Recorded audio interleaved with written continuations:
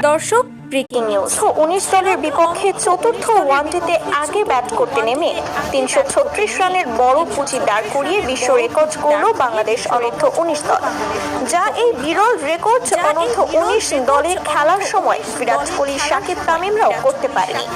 দর্শক, খবরে বিস্তারিত জানান পুরো প্রতিবেদনে। দর্শক, টসে জিতে আগে ব্যাট করার সিদ্ধান্ত নেয় টাইগার যুবারা। দুই ওপেনার জাওয়াদ আবরার এবং কালাম সিদ্দিকের ওপেনিং জুটি থেকে আসে ৪৯ রান। ২৪ বলে ১৯ রান করে বিদায় নেন কালাম। এরপর জাওয়াদের সাথে যোগ দেন আজিজুল হাকিম তামিম। এক প্রান্ত আগলে রেখে খেলে গেছেন জাওয়াদ। দারুণ সাবলীল ব্যাটিংয়ে দলের রানের চাকা সচল রাখেন তিনি। আজিজুল ভালো শুরু পেলেও ইনিংস লম্বা করতে পারেননি।